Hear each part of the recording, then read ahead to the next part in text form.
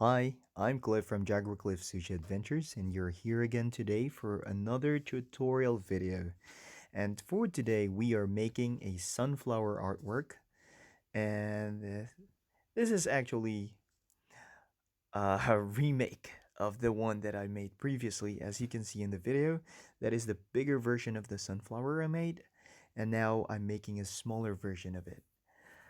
Alright, so for this video, I will be guiding you through the steps that I made in order for me to come up with this artwork.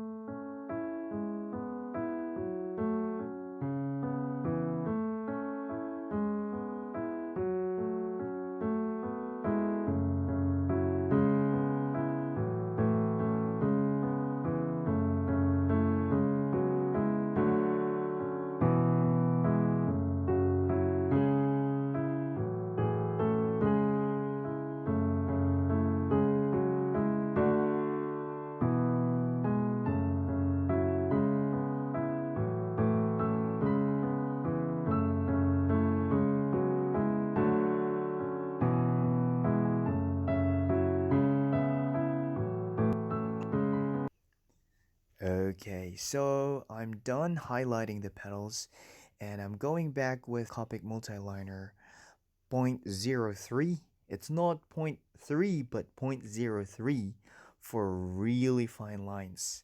And I'm doing each petal to get the effect of, the petals folding outwards, like the previous painting that I had or I made on the side, as you can see.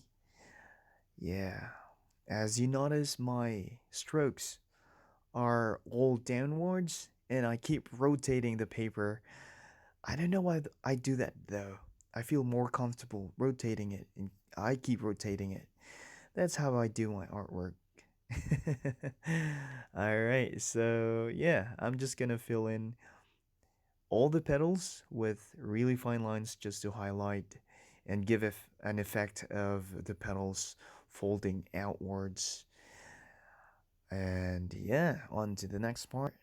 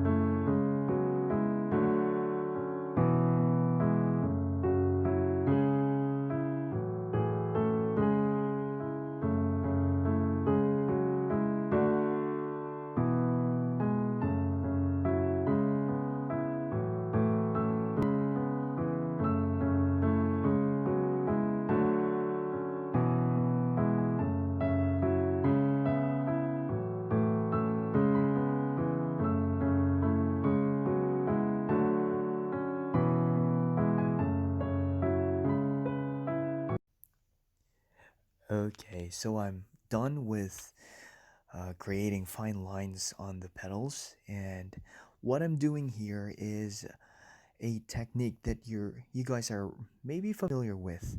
This is called stippling. Stippling is actually the creation of a pattern simulating varying degrees of solidity or shading by using small dots, like what I'm doing here. Such pattern may occur in nature, and these effects are frequently emulated by artists like me. And I personally like this particular method. It can create a lot of things and a lot of effects. So, as you can see, if you want to go darker, of course, you have to put more dots in that area, more concentrated dots closer together. And then if you want it to have or to like just emphasize space, then you just don't fill out with spots or don't fill it out with a lot of spots. You get what I'm saying. And now I'm actually starting with the colors. All right, so the first color that I'm using here is cadmium yellow. If you have the Kuretake palette, that is number 43. All right, and the initial stroke that I made with the brush is really heavy, so I went back and put more water into it. You know what? This is the good thing about watercolor. You can just go back, or if you don't like how strong the paint is, then you can just go back with it with a tissue paper and dab on the area, and then the paint and the water will be absorbed by the tissue, and then you can go back and you know um yeah, do it again. All right, so yeah, that's cadmium yellow, and later on I will also be using cadmium orange just to emphasize the lines and the folds of the petals. It can give you that effect.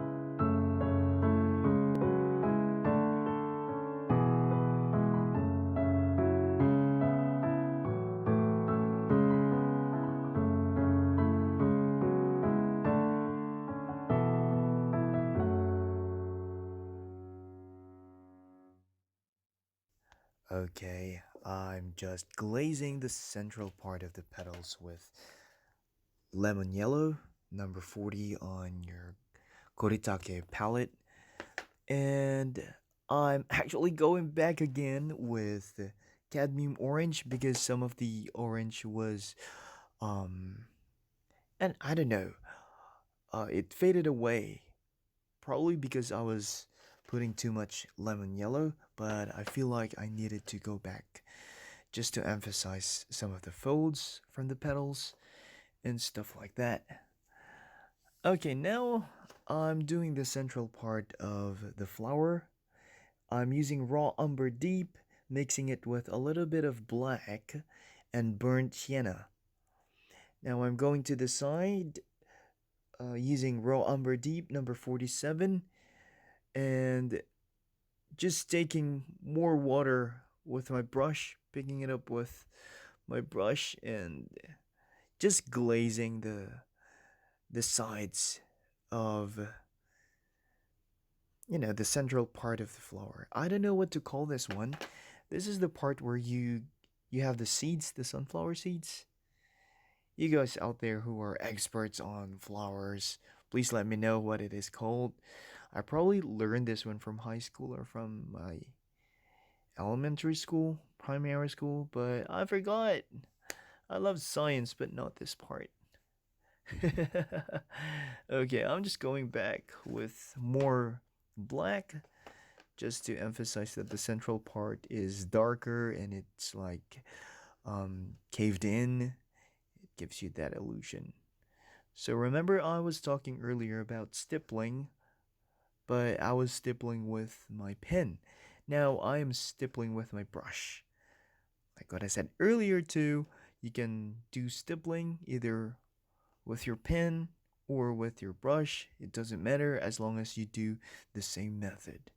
Look how I get the the color that I put in the central part and lift it up to the petals just to give a smoother look, like so you cannot see the transition so much. Now I'm adding in some mixture of black and silver, or gray rather, to give some shadows and to give it a little bit of a 3D effect. But the lines, I'm going back with just water on my brush and smoothing out like the edges so it has a better, transition with the colors, so it will look more natural. As you can see, the the back petals, or the petals at the back, are darker, so they don't get as much lighting like the petals in front, or the petals on top rather. All right, so let's keep watching.